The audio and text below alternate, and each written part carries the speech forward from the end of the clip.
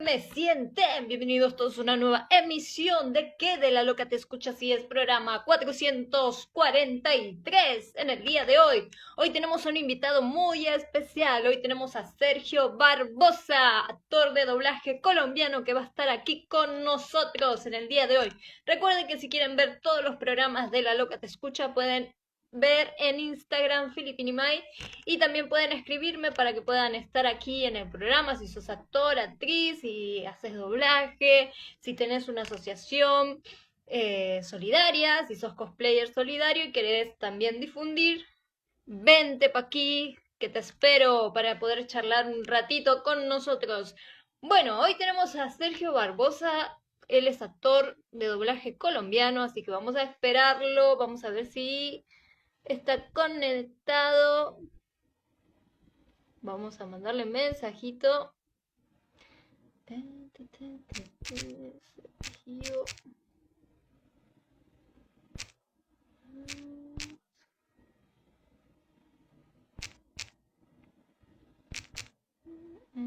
Ay, no me aparece. A ver. Hola Omar, ¿cómo estás? Gracias por conectarte. Estamos esperando a Sergio. Sergio. Vamos a ver si podemos mandarle.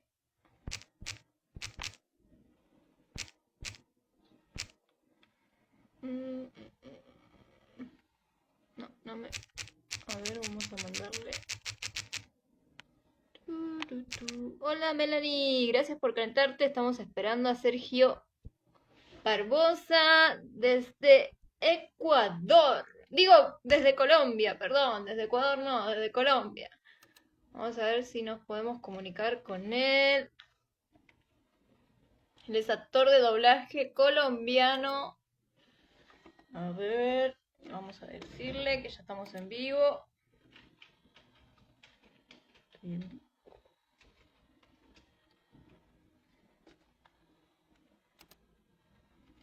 Muy bien. Bueno, vamos a esperarlo. A Sergio Barbosa, desde Colombia. No sé por qué no se conecta. Aquí, a ver.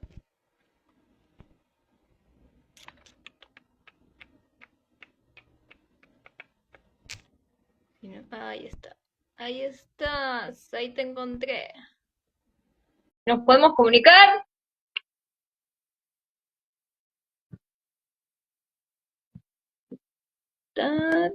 Hola Sergio.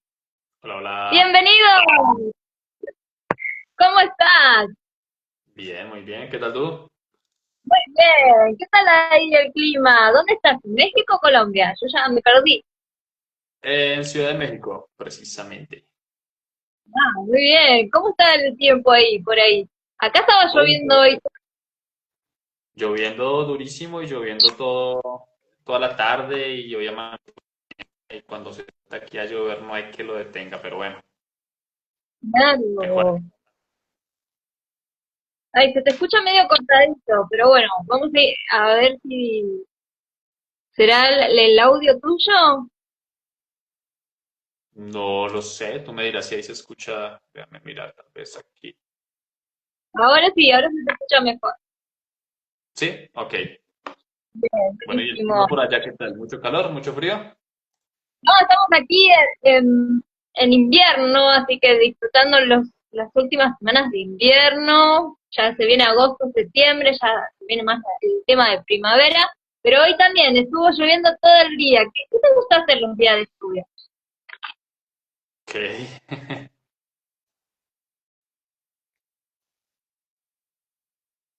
¿Se me escuchó?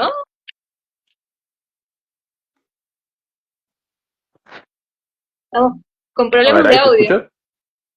Hola, sí, te preguntaba qué te gusta hacer los días Ahora de sí. lluvia. Ah, la lluvia sí, claro. Te escucho mejor, sí, sí. Por lo que vengo de Bogotá, ¿no? Y en Bogotá la lluvia es 24/7 y uno extraña que caiga el agüita y que se escuche el rebotar de las goticas en el en la calle y el olor que sale como de la lluvia, eso hace falta. Claro que sí. Pero ¿qué te gusta hacer esos días? ¿Sos de encerrarte y mirar televisión? ¿Qué haces? No, pues ojalá trabajar. Ojalá lleguen cositas para ir para hacer. Cuando no, pues siempre es buena compañía los gaticos. Tengo dos, entonces siempre hay algo que hacer con ellos. Ay, qué lindo. ¿Tenés dos gatitos? ¿Cómo se llaman? Sí, sí, sí. Uno se llama Dante, que es el más grandecito, es un naranja loco. Y la más chiquita se llama Tajani, que es una blanquita que anda por todo lado y sí está por acá en este momento. Ella es más social, ¿no? Ella sí le gusta salir más a saludar. Qué bonito. ¿Y los dos son hermanitos o los encontraste en diferentes partes? En diferentes, ya en estas alturas ya son hermanos, ¿no? Ya les tocó. Ya les tocó adaptarse. Ya son Se, hermanos, se- quieran o no. sí, ¿se adaptaron rápidamente o costó? Porque viste que son muy territoriales los niños. Vieras que fue fácil, fue sencillo, no, realmente creímos que iba a ser como más complicado, pero no, como a la semanita ya estaban bañándose, ya jugaban juntos, entonces, bien, bien, bien, no, fue sencillo y menos mal me volví team gato más fácil de lo que yo creí. Claro. Y me dijiste que recién estabas llegando. ¿Hoy te tocó trabajo? ¿Mucho trabajo tuviste hoy? ¿Cómo fue tu viernes? Sí, sí hubo cositas, no, sobre todo como de hacer arreglos, que son esos ajustes que salen de algunas grabaciones. Entonces son algunos ajustes de guión, de interpretación, de texto, por lo que es una serie rusa. Entonces los libretos vienen un poco chuecos. Entonces después de que se hace la segunda revisión de los libretos, salen ajustes y eso estuve haciendo precisamente, que salieron bastantes, pero bueno, hace parte del trabajo, ¿no? Cuando uno pone como su trabajo en alguna parte de voz, parte de los warnings de la letra chiquita está en, te comprometes a hacer ajustes, a hacer arreglos. Y pues en eso. Claro. Y decime, ¿tenés tu propia cabina? ¿Te armaste la cabina hace mucho? ¿La tenés en casa o estás yendo a los estudios en México?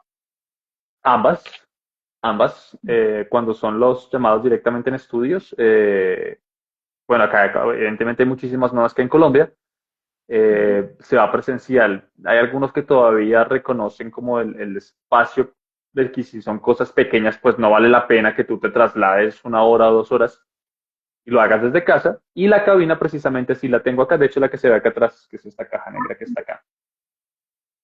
Yo pensé que era para los michis eso, porque vi como el gotito de los michis. Pues lo que pasa es que tengo ahí también para, o sea, ahí está la puerta y allá arriba también se suben, ¿no? O sea, es Ah, inevitable. O les facilitaba subirse o se iban a subir a las malas, pero se iban a subir. Así que se les facilite la vida para que se suban y ya.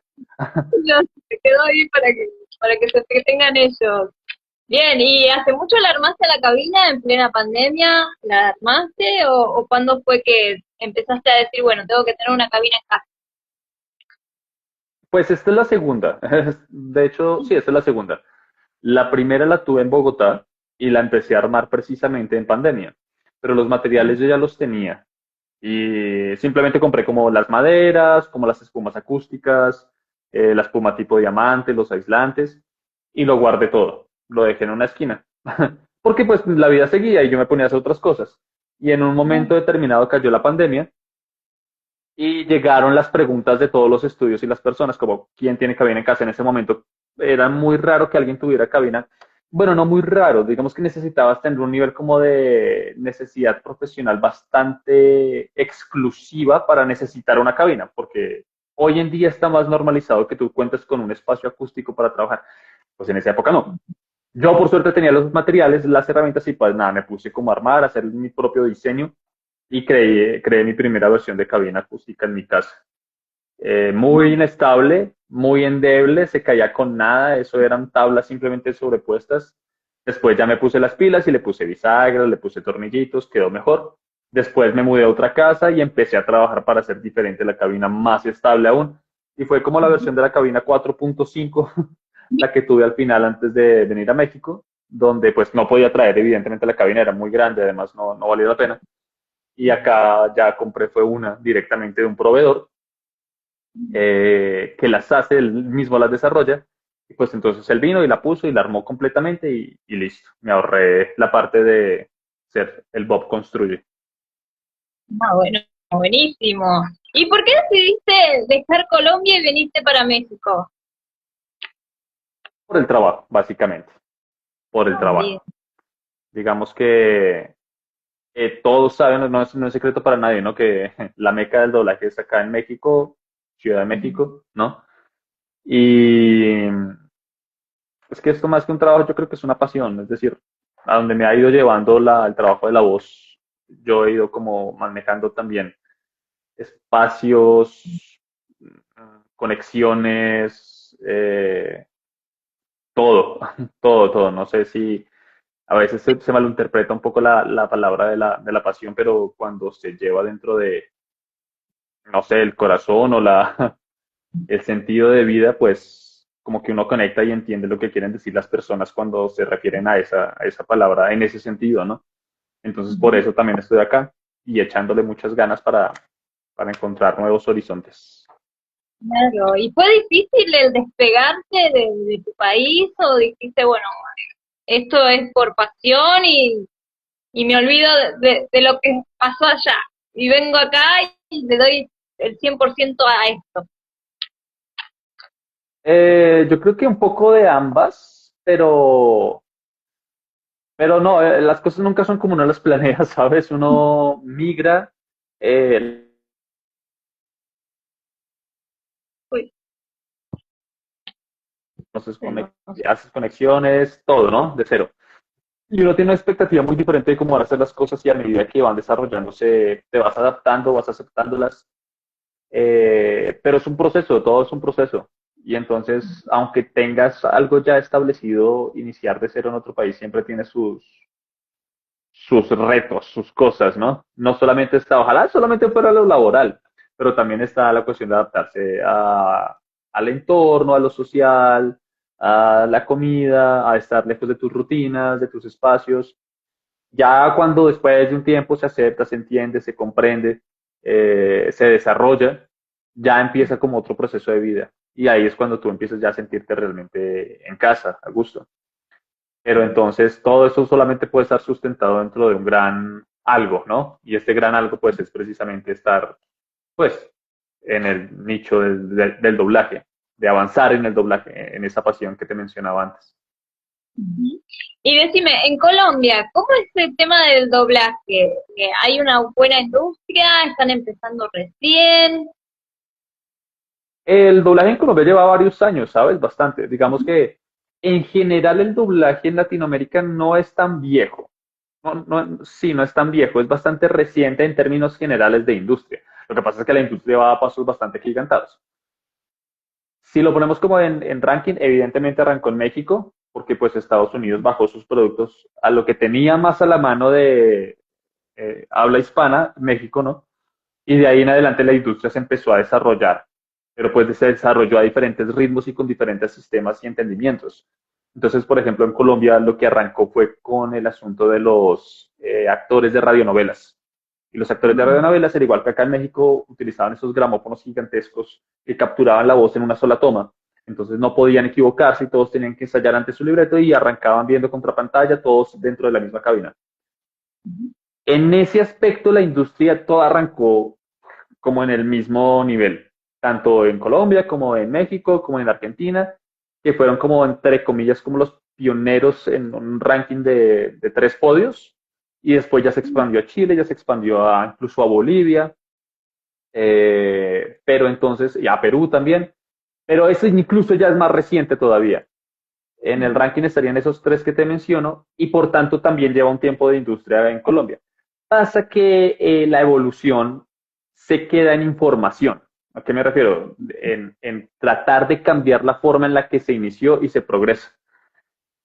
Entonces, sí hay industria, sí hay talentos, pero falta es el desarrollo de actualización de esos conceptos, lo cual no tiene México, porque ellos llevan la batuta, no por ser los primeros que iniciaran, sino porque se preocupan por hacer de su trabajo algo actual. Y ese es el asunto en el cual se quedan a veces muchas industrias. Claro, entonces como que Colombia quedó atrás, está como retrasado en eso de buscar nuevos horizontes, de buscar nuevos materiales como para que ustedes puedan trabajar desde su país, ¿no? No, pues tampoco así como que se quedó retrasado. Digamos que lo que pasa es que no actualiza algunos conceptos de industria, más que todo. Es que la industria es súper importante en un tema que abarca precisamente plataformas de streaming, cine, videojuegos, series, películas, lo que tú quieras. Entonces tú puedes tener una muy buena herramienta actoral y una muy buena herramienta histórica, pero si la industria no se actualiza y se queda con lo que está funcionando, entre comillas, se la lleva al mercado. Y no es que esté muriendo el doblaje, pero siempre está en ese riesgo, en esa pequeña, en esa línea delgada de o nos actualizamos, ¿cierto? Casi que es como la teoría darwiniana de la evolución, ¿no? Pero se la podemos aplicar a las industrias. Si no te adaptas, pues desapareces. Y la adaptación es demasiado lenta. Entonces yo siento que necesitan un sacudón de mucha cuestión, pero de industria, de conceptos industriales. Claro, y ahora con el tema de la IA, ¿cómo se enfrentan ante eso los actores? Pues mira que ya se está haciendo, acá en México se están haciendo unas regulaciones bastante interesantes. Eh, Desde la parte legal, la única forma de combatir eso es desde la parte legal, para hacer precisamente regulaciones, leyes, conceptos que puedan desarticular el uso sin límites de la IA y de voces sintéticas. Pero hace poco salió una ley precisamente en Colombia, o al menos un proyecto de ley ambicioso, que lo que quiere es respaldar precisamente los trabajos actorales como pioneros de leyes contra, o no digamos que no en contra, porque es que uno habla mucho de que o es en contra o es completamente cambiar la industria que todo trabaje con IA. Y tampoco, no es ni uno ni el otro, ¿no? Es permitir que un desarrollo exista, pero pues sin eliminar el otro. Entonces, en este caso, lo que quiere ahí Colombia es que se legitimice el trabajo en prioridad de las personas antes de su reemplazo en IA, ya sea en este caso, hablando específicamente del doblaje, de la voz. Entonces es un concepto que se está poniendo como pionero, de hecho, en Colombia, a ver qué sale, ¿no? Está pasándose como a borradores, atraso, y luego pasará por luego a plenarias. Entonces, pues está bueno. A esa clase de cosas es con las que yo me refiero que hay que estar actualizados en industria. En este caso, en cuanto a leyes legislativas. Entonces, ahí va ganando Colombia. Va a ser el buenísimo, aparte es necesario para ustedes, para trabajar y para también cuidar el trabajo de uno, porque la IA está arrasando con todos los trabajos hoy en día, que son todos tecnológicos, tanto de voz, de audiovisuales, de diseños gráficos, o sea, todo te lo hace. También están reemplazando prácticamente a los docentes, porque vos pones en la IA que quiero que seas un profesional de tal cosa y te responde. Entonces, cada vez, o sea, si sabes manejar la IA, es muy fácil, te facilita un montón de cosas, pero también reemplaza personas, o sea, el trabajo de las personas. Hay mucha gente que también está Sí, haciendo terapia con la IA. sí, claro. Bueno, ahí yo no sé, ahí yo tengo una preocupación como muy personal respecto a ese reemplazo de lo que estás mencionando, porque siento que no es tanto si sucede, ¿no? Si sigue sucediendo en la medida en la que nosotros lo imaginamos de una forma como tan Black Mirror, como tan apocalíptica, culpa no va a ser de la IA, culpa no va a ser tampoco de las legislaciones ni tampoco de la industria, culpa va a ser del público. Si el público prefiere tomarse un caldo de gallina que viene en los cubitos de caldo desmenuzado con amarillo número 5 versus a tomarse un caldo de pollo hecho con pollo, no es culpa del caldo, es culpa de que la gente prefirió eso y punto. No creo que lleguemos a ese punto, ¿sabes? Creo que siempre existirá un mercado para personas que aprecien lo que es hecho desde el humano para los humanos, desde las personas para las personas. Y históricamente siempre ha sido así. Siempre sale alguna especie de tecnología que parece que va a reemplazar o abolir alguna cuestión artística. Llega su momento de auge, es una curva de caída y de conocimiento general casi que global de cómo funciona, cómo opera y hasta qué límites puede llegar y hasta qué límites vale la pena llevarlo. y luego empieza a caer. No porque sea en desuso, sino en interés. Y entonces otra vez regresamos como un status quo en el que las personas prefieren ver personas, y en este caso escuchar personas. Bien, buenísimo. Y decime, ¿por qué elegiste la carrera del doblaje? ¿Cuál fue tu inquietud ante el doblaje? Bueno, diría un amigo, historia larga, historia corta. Como Historia para larga. resumirte,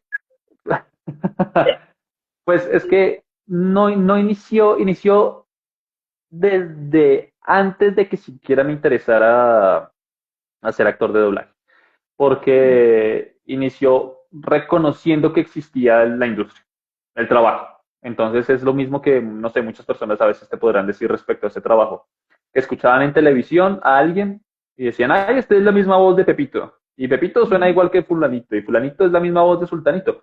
Tan chistoso eso, y hasta ahí llega tu curiosidad. Pero yo siempre he tenido como, no sé si afinado el oído para descubrir quién era la voz de dónde y de dónde era el otro. Entonces siempre estaba eso ahí metido. Eso como que empezó en paralelo. Y por el otro lado, yo estudié un semestre de cine y televisión pensando en cine. Y mientras estudiaba cine, yo veía a las personas al otro lado del lente, como los actores y las actrices, y me parecía interesante lo que estaban haciendo.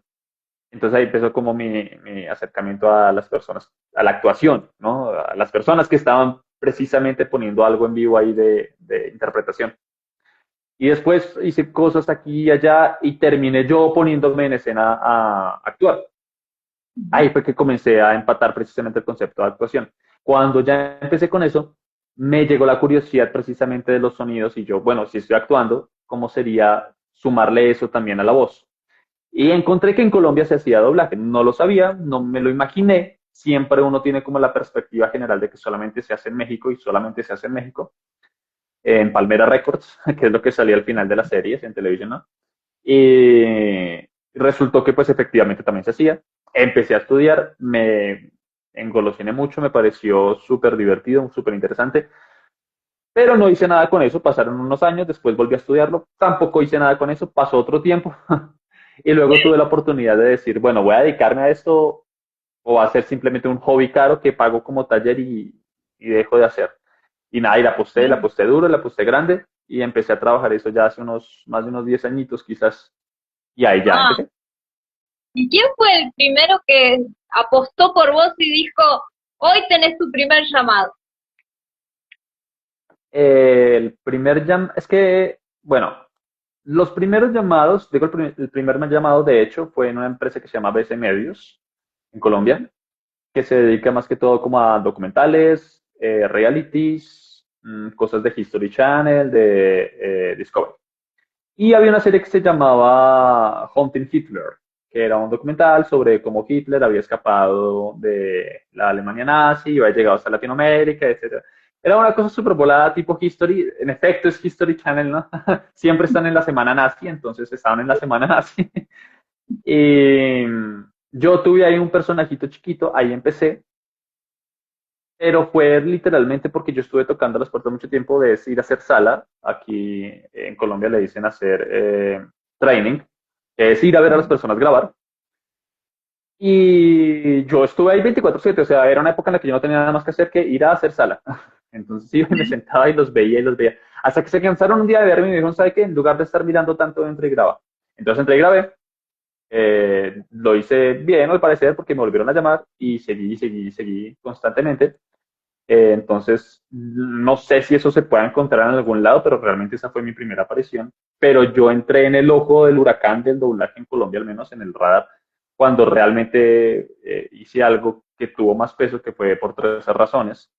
Una serie de Netflix, y en esa, el primer llamado, sí le doy el crédito con nombre y apellido a Felipe de Centauro. Apellido no, porque ahora mismo se me olvidó, pero nombre sí.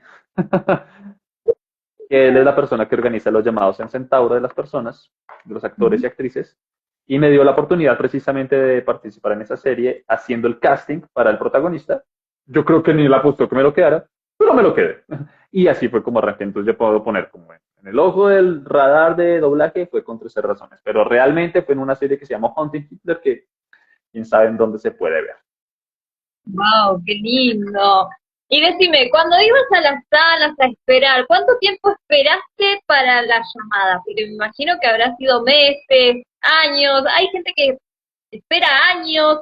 ¿Vos cuántos meses estuviste ahí y en algún momento dijiste esto parece que estoy haciendo mal, estoy perdiendo el tiempo? No, mira que no. Yo estuve un mes, pero Mm. es que iba muy constantemente, al menos 4 de los 5 días entre semana, ¿no? Y no, era joven y saludable. Entonces, pues no tenía preocupaciones financieras, hacía cositas más tranquilas como de trabajos con un amigo que él tenía un colectivo actoral, entonces iba con él, hacía lo del día, aportaba en la casa comprando lo del desayuno, entonces estaba muy tranquilo en ese aspecto. Es más difícil luego cuando tú sí tienes esas prioridades y esas necesidades de tengo que comer, tengo que pagar la renta, entonces entiendo que es más difícil entrar a ese mercado cuando ya eres adulto. Cuando eres joven no es tan complicado. Bueno, digo, cuando eres joven, y no es que yo esté anciano ya, pero, pero es que pasa mucho tiempo ya. Entonces sí pasé como, me demoré como un mes, pero sí efectivamente conozco de gente que lleva medio año o un año igualmente constante yendo a los lugares, pero es que los tiempos también cambian. Ahí sí, todo esto antes era monte, bueno, ahí sí aplica mucho porque el boom del doblaje también llegó en un momento determinado en el que los actores y actrices de doblaje fueron eh, puestos públicos por internet y por los medios y por los fans, y eso generó como una expectativa muy grande de qué interesante ser actor de doblaje o actriz de doblaje, y también una mentira muy grande, no, qué fácil ser actor y actriz de doblaje. Entonces simplemente hay que poner la voz y no sé qué cosas. Y el boom subió y subió y subió y todavía sigue bastante grande, bastante alto el auge de querer ser actor o actriz de doblaje. Y bueno, Claro, me puse a responderte cosas que no me preguntaste, pero bueno, por allá iba la cosa. no, no, está bien. Aparte de eso, también hace saber que hay más competencia en el mundo del doblaje. Claro, ¿Y claro que cómo te va sí. de la competencia? ¿Sentís que más allá de tus 10 años, todavía tenés que hacerle entender al director que vos sos la voz que él necesita? Pues yo creo que voy a batallar con eso hasta el día que me muera. Porque es una expectativa netamente artística, ¿no? Y entonces no puedo pretender ser la voz que necesita, simplemente la voz que le haga más match al personaje. Entonces no trato de apuntarle tanto a caerle bien a quien está escuchando como lograr esa simpatía con lo que estoy haciendo actualmente, como en respecto a castings, ¿no? Ahora, con respecto a las personas que también están en el medio, hay gente que es muy buena, tuvieras, hay talentos que están iniciando, yo veo algunas prácticas por acá de vez en cuando profesionales y llegan personas, no, yo llevo como un año estudiando aquí, estudiando acá, he hecho cositas, cositas acá y suenan como, y pasan a cabina y la dejan todas, son muy buenos en todo aspecto. Y hay otras personas, por supuesto, que también llevan tanto tiempo y ya han hecho no sé qué cosas aquí, cosas allá, y tú los escuchas y dices como, ¿por qué? ¿Por qué lo llaman? ¿Por qué la llaman? Entonces la competencia está en pares. Y eso va a ser así siempre, siempre, siempre, siempre. Pero parafraseando a un director por acá de doblaje, la misma industria se encarga de descartar personas o ubicar otras. La misma industria se va a encargar de eso. Porque pueden haber muchísimos y muchísimas actores y actrices de doblaje, ¿no? Pero buenos, ya ahí se reduce la lista, ¿no? Y rápidos, se reduce más. Porque la industria también es de velocidad. Entonces yo le apunto precisamente a ser de ese pequeño nicho, ¿no? No me afana tanto ser más como popular en velocidad, sino ser más de calidad. Si la calidad me toma tiempo, pues me tomará mi tiempo. Bueno, buenísimo. ¿Y qué le recomendás a la gente que quiera hacer doblaje? Estudien actuación, que no la subestimen, porque se subestima bastante. Y la actuación no solamente está en pensar en emociones, que de por sí ya es como un error, sino en vivir situaciones. Y creo que conceptualmente se cambia mucho la perspectiva de qué estás haciendo actualmente cuando entiendes realmente esa diferencia. Y hay muchos actores o actrices que ni siquiera se preocupan por eso.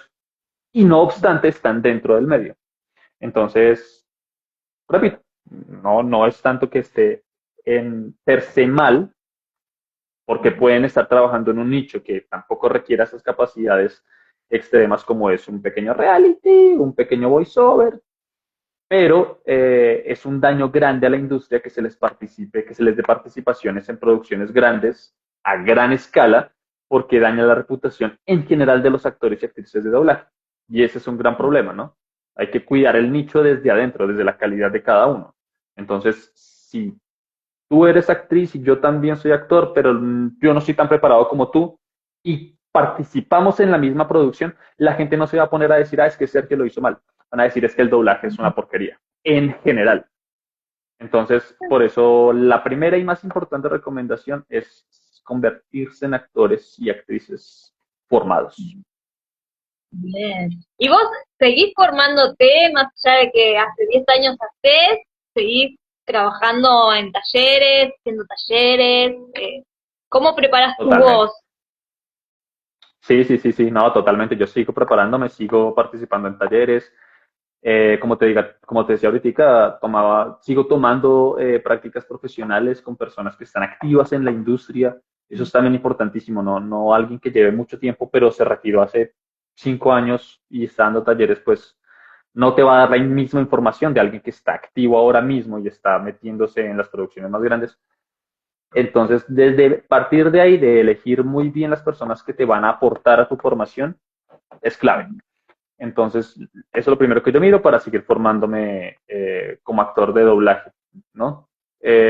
También sigo tomando talleres de actuación, porque de hecho creo que la actuación es algo que, bueno, las artes en general, que cuando tú llegas a un punto en el que dices, estoy bien, no me corrigen tanto aquí, no me corrigen algo allá, nace una vocecita que te dice, entonces estoy dejando de aprender algo. Y rompes tu zona de confort y te vas a aprender eso mismo, pero con alguien más que tiene una perspectiva muy diferente y te das cuenta que en efecto puedes seguir aprendiendo y tienes que seguir aprendiendo. Ya no se trata incluso de aprender nuevos conceptos, se trata de aprender lo mismo que, entre comillas, ya sabías, pero ahora con la visión de alguien más, ¿no? Porque cada maestro es un universo diferente precisamente en este arte. Entonces yo sigo preparándome, por supuesto, y seguiré preparándome mientras el dinero me dé. ¿Y el tema del cine? ¿Seguís haciendo cine o ya dejaste? No, ya lo dejé, pero mi hermano sí se dedicó a estudiar cine y televisión. Entonces yo de vez en cuando le hablo de películas y le digo qué opinas de esto. Yo sigo analizándolas. Jamás voy a poder ver nunca una película en paz. Siempre voy a estar analizando todo lo que sucede desde los ángulos, la iluminación, la actuación. Me fijo muchísimo en los extras. Es algo que no puedo evitar y me río mucho cuando son malos extras. Entonces, hacer cine, quién sabe. Tal vez algún día tenga como una entrada de dinero de la lotería y me dé por hacer mi propia película, no lo sé. Pero pues mientras tanto soy un crítico no mordaz.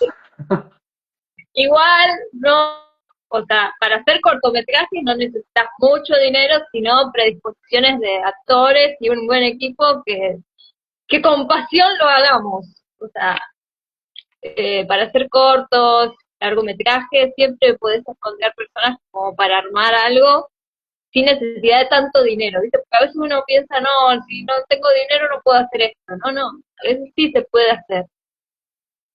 Sí, sí, sí, sí. Pues de hecho con un amigo hubo un tiempo en que hicimos varios cortometrajes participando en algunos festivales en los cuales entraba gratis. Pero bueno, siempre la tarea es titánica, ¿no? Sea una producción grande o pequeña, pues es qué vestuario, qué cómo se va a ver, qué el script, qué la historia. Y entonces, entre más personas, más complicado se pone a veces, porque no todos están de acuerdo y es como decía mi papá, mucho cacique y poco indio. Muchos mandan, pero pocos hacen caso. Entonces, por ahora es algo que tengo como en stand-by. Bien. Y tema de teatro, ¿estás haciendo funciones ahí en México? ¿Ya arrancaron con alguna obra? Yo no por ahora. Por ahora no, por ahora solamente estoy tomando cursos, talleres, laboratorios de actuación precisamente. Pero estoy pendiente de, mira que ese sí lo tengo como más presente en cuanto a convocatorias, a personas que sé que hacen teatro, porque le estoy apuntando más, la verdad. Entonces, cuando haya alguna obra, pues la publicaré en redes. Y si estás por México, estarías invitadísima. Vamos. Bueno, hay que aprovechar, ¿eh? Hay que aprovechar el talento y empezar a sacarlo, no solamente estar en cabina, sino también ponerle Claro, al cuerpo, que ayuda un montón. claro que sí, claro que sí. Además que es precisamente trabajar la forma como interdisciplinaria. La voz no solamente se ubica para cabina y no hacen nada más con ella, pues se abren muchísimos nichos de trabajo, no solamente de voz, claramente. Aunque de voz hay muchísimas ramas, ¿no? De todos los personajes que has hecho hasta ahora, ¿cuál es el que más te costó? Que vos dijiste, ay Dios, me hizo doler la cabeza en cabina. Hmm, pues ahora mismo pienso en uno que no es porque haya sido muy difícil de interpretar, sino porque era muy difícil de cuadrar técnicamente. Era un psiquiatra. Era una serie que está en Apple TV, que era un psiquiatra, eran dos psiquiatras y ambos tenían en la serie un caso de un asesino famoso de alguna parte del mundo y les mostraban como cosas que había hecho este asesino o asesina, su modus operandi y toda la cosa. Y cada uno como que empezaba a deducir desde sus pericias técnicas cómo iba a terminar o cómo es que era su diagnóstico final. A veces incluso mostraban como varios asesinos diferentes y mostraban los casos en los cuales ellos podían haber coincidido, pero correspondían solamente a un homicida. Entonces los dos psiquiatras trataban de deducir quién era el verdadero asesino. Era interesante, la serie estaba bien planteada. Pero este tipo hablaba, uf, hablaba a cuatro hojas, el tipo derechitas hablando, y a veces no decían nada, a veces era como esos psiquiatras vendehumos, la verdad.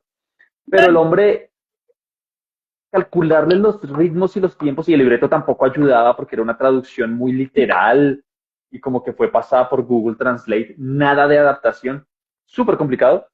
Ese sí estuvo doloroso, doloroso de hacer. Pero sí fue un buen reto, fue interesante. Teníamos poco tiempo para hacerlo, lo logramos hacer. Entonces creo que en aspectos técnicos ese estuvo complicado. Ya actualmente no sentiría que es algo muy difícil otro personaje como para destacarlo.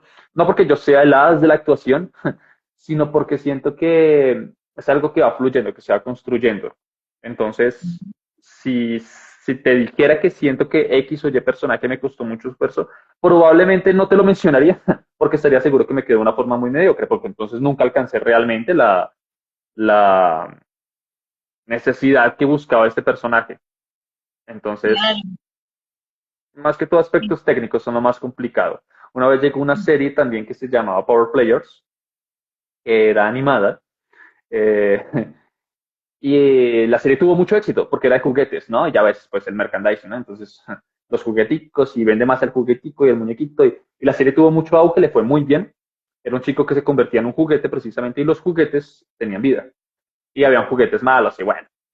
Y la serie le fue muy bien, avanzó, pero avanzó muy rápido. Avanzó tan rápido que necesitaban el doblaje desde el render, porque necesitaban sacar serie ya para hacer más mercadeo. Entonces nos mandaban los bocetos. O sea, al principio nos mandaban la serie en inglés. Todo bien, tranquilo.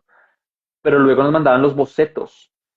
Y los bocetos todos tenían la misma voz. Era una misma persona que, para que nosotros nos guiáramos, hizo la misma voz de todos los personajes. Y ni siquiera era actor, era como, no sé, el mismo que dibujaba les iba haciendo, no sé. Eso sí fue muy difícil también. Fue muy complicado. Pero también fue interesante el reto. Claro, me imagino que sí. Saludos de Guatemala, David, que está ahí conectado con nosotros. ¿Y te gustaría en algún Ay, David, momento dirigir doblaje o estás haciendo dirección de doblaje también? dirigir es un reto, ¿sabes? Siento que en este momento de mi vida podría lanzarme a hacer algo así. Bien. Dirigir he dirigido solamente como en clases, eh, algunas cosas pequeñas precisamente para la academia donde enseño, pero ya producciones, largometrajes o algo así, le diría, no, espérame, espérame, despacito. De pronto con cosas más pequeñas, pero sí, la verdad antes no le tenía muchas ganas, pero siento que ya sería como más apto para esos retos, ¿no? Hay algo que me quedó de una actriz y locutora mexicana precisamente que se llama eh, Vero Treviño. En una de sus charlas, de hecho gracias a ella me enamoré también un poco de la locución comercial, y ella dijo, puedes hacer muchas cosas bien, pero si algo debes tener en cuenta es nunca comprometer tu calidad. Tu calidad tiene que estar directamente relacionada a lo que puedes decir. No, te ama, no sé, la persona que es dueña de la marca de Mazda. Te ama, le gusta muchísimo tu voz y te dice, quiero que le pongas esta voz a Mazda, no sé qué. Pero tú nunca has hecho locución comercial. Dile que no. Porque por más que seas la voz de Mazda ahora, probablemente lo haces mal. Y si quedas mal ante la persona que te tenía mucha fe. Y nunca más te va a volver a llamar, ni mucho menos recomendar. Y este es un trabajo de networking, ¿no? De que te conozca uno porque te habló bien del otro. Entonces, comprometer la calidad creo que es más importante que abarcar mucho trabajo. Y creo que ahora sí podría hacer algunas cosas de dirección, pero no, no me manden Oppenheimer, por favor. Acá dice, pregúntale qué hace cuando se le complica o no puede pronunciar una palabra. ¿Qué hace en esos momentos? Mm, bueno, yo tengo una técnica no secreta, y digo que no es secreta porque cada vez que la puedo explicar, la explico. Porque creo que es muy buena, creo que es muy útil. Y también la digo mucho en clase. Es algo muy de mnemotecnia, ¿sabes? Eh, tienes un problema, no sé, con decir parangutirimícuaro. Tienes que decir parangutirimícuaro. Cuando lo ensayas y lo dices, tranquilamente, parangutirimícuaro, pum, lo botas. Pero siempre pasa que cuando lo vas a poner el loop dentro de lo que está ahí, dices parangutirimícuaro y fallas, fallas, fallas. No es algo vocal, porque si lo puedes decir fuera de micrófono, quiere decir que tienes muy bien tu aparato fonador. No pasa nada, es algo netamente mental. Entonces lo que tienes que hacer es un hack mental. Dices parangutirimícuaro ensayándolo, pero lo acompañas de un movimiento de la mano, ojalá la mano dominante. Eh, un movimiento diferente, un movimiento, yo siempre hago así, una curva de algo. Y la asocio la correcta pronunciación con la mano. Digo, parangutirimícuaro, parangutirimícuaro. Esa es una técnica kinestésica o mnemotécnica. Ya cuando vas a poner la palabra del mic, este mismo movimiento está asociado con la correcta pronunciación y ya no fallas. Bueno, no me demanden, ¿no? Si llegan a fallar. A mí me sirve, pero asocias precisamente la correcta postura y pronunciación con la mente, con el movimiento físico. Entonces, pruébenlo, puede funcionar. Buenísimo. Bueno, Sergio, ¿te animás a jugar? ¿Qué elegís? ¿Corazón o pica? Ay, Pero ¿de qué? ¿Qué vamos a apostar? ¿Ah? eso es, vas a utilizar tus dotes actorales y esto es pura improvisación. Bueno, a ver pues. Eh, picas. Picas, muy bien. Bueno, primero nos vas a tener que contar algo de tu niñez. ¿De mi niñez? Ok.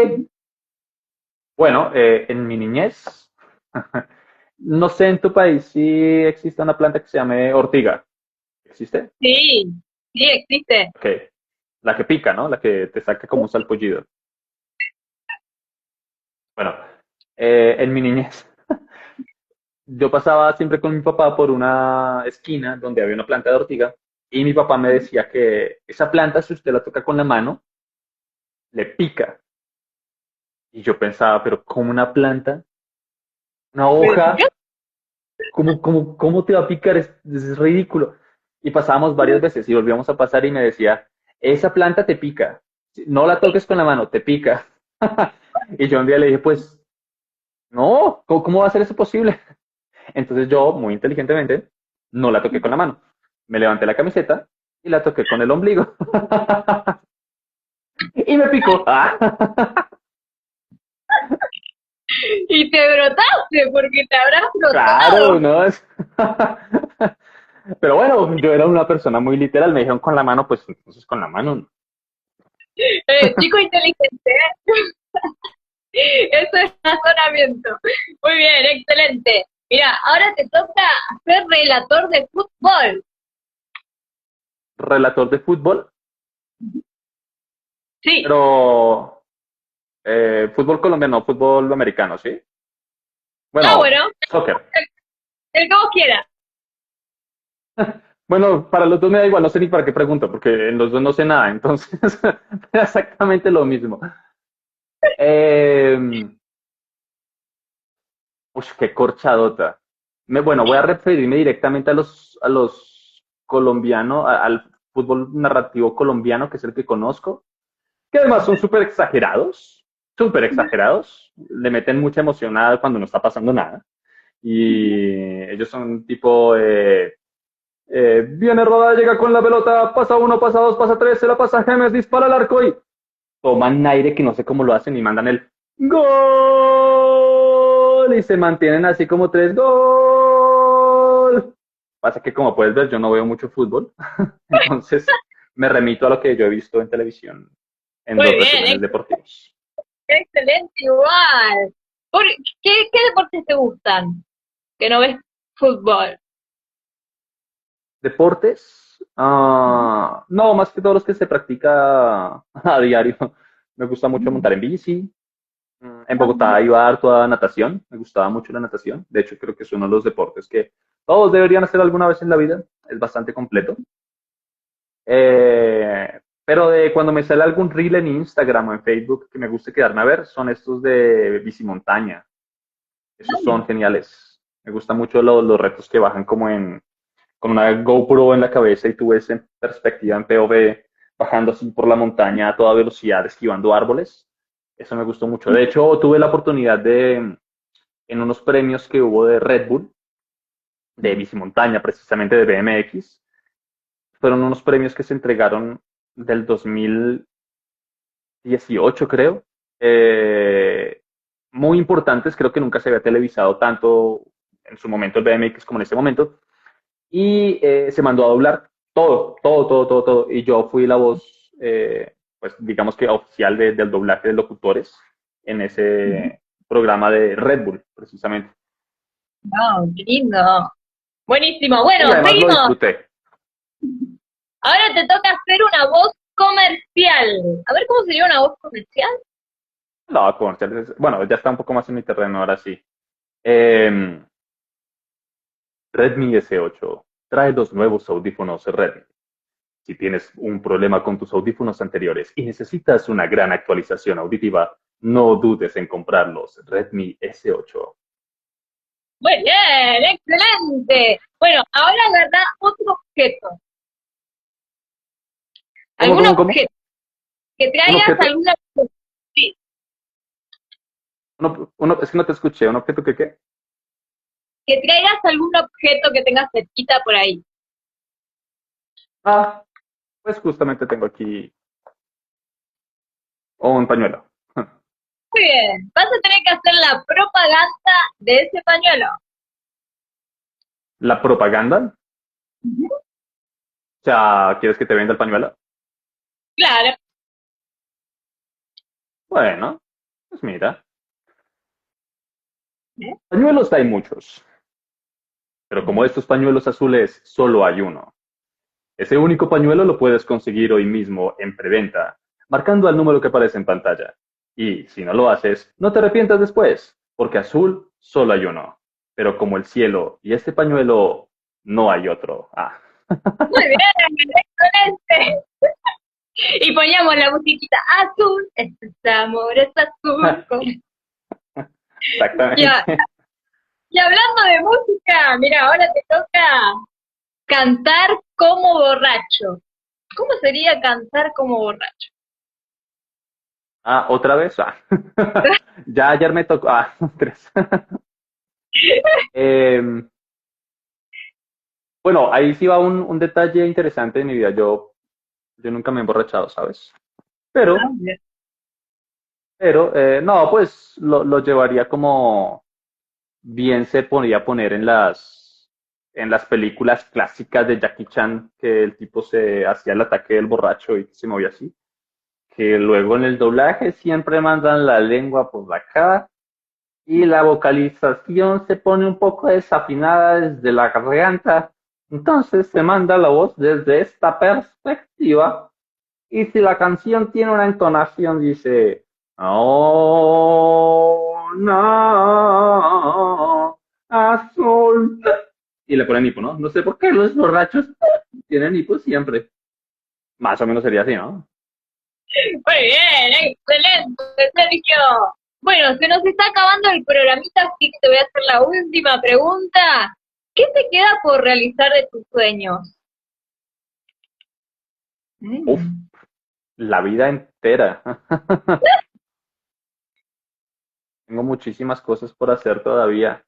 Digamos que no es como si hoy muriera y mi fantasma quedara para vengar lo que no pude hacer, pero siento que hay muchísimas cosas para desarrollar, muchísimos planes, muchísimas cosas personales también, como de proyectos de vida.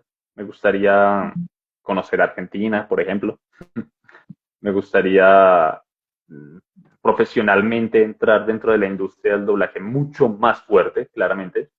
Entonces, creo que son como los grandes ítems que tengo en la cabeza para desarrollar. Que si me preguntas un top 3 yo diría entrar muy fuerte en la industria de doblaje, asentarme tranquilamente en este bello país, por supuesto, y tener una libertad financiera de viajar.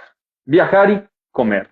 ¿Qué es lo más importante? Viajar y comer, que es lo mejor que podemos hacer los seres humanos. Si podemos y tenemos la posibilidad de disfrutar la vida desde ese modo, ¿no? De conocer lugares y de comer rico.